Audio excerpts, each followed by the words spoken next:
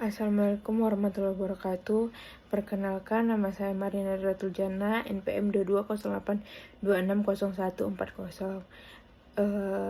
Blok muskuloskeletal. Baik, di sini saya akan membawakan tentang osteoartritis. Baik, kita akan lihat secara definisi apa itu osteoartritis.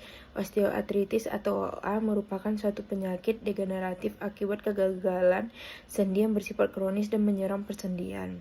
Secara etiologinya itu dia primer atau idiopatik, dan sekunder dia bisa disebabkan akibat trauma, kelainan kongenital, dan penyakit metabolik. Baru faktor resiko dari osteoartritis, kalau dia faktor intrinsik, itu ada usia biasanya menyerang lebih di atas usia lebih dari 50 tahun.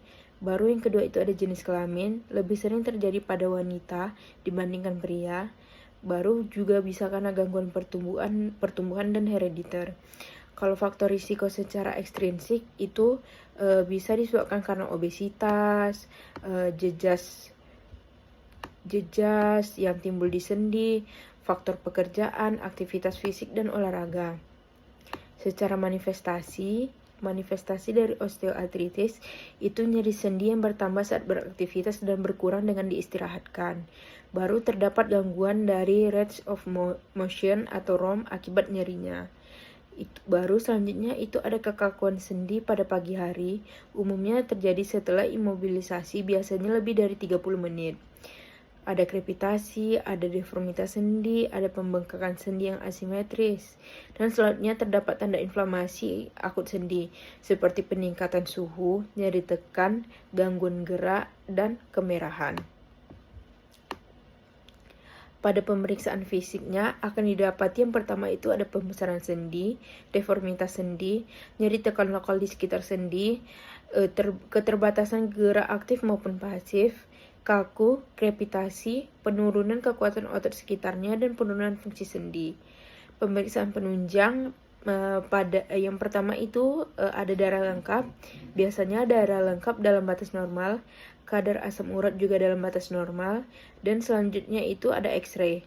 Pada X-ray akan didapati celah sendi menyempit, asimetris, baru ditemukan kista pada tulang, baru bisa ditemukan osteofit di sekitar sendi, dan bisa juga berubahnya struktur anatomi sendi. Dan tata laksana yang diberikan secara farmakologi itu bisa diberikan natrium diklofenak 50 mg 2 kali sehari, dan juga bisa diberikan glukosamil 500 mg sebanyak 3 kali sehari. Tata laksana dan farmakologinya kita akan rujuk ke ortopedi, baru di sana akan lakukan non farmakologi seperti astropik, Deberdiman, baru joint, baru osteotomi, astroplasti, baru juga bisa dilakukan dengan fisioterapi dan rehabilitasi. Komplikasinya itu yang pertama itu ada osteonekrosis, ada bursitis, dan atrofi mikrokristal. Edukasi yang bisa diberikan adalah dengan mengurangi berat badan atau menghindari obesitas. Selanjutnya bisa dengan menjaga berat badan. Dan yang terakhir itu mengurangi aktivitas yang merangsang sendi secara berlebihan.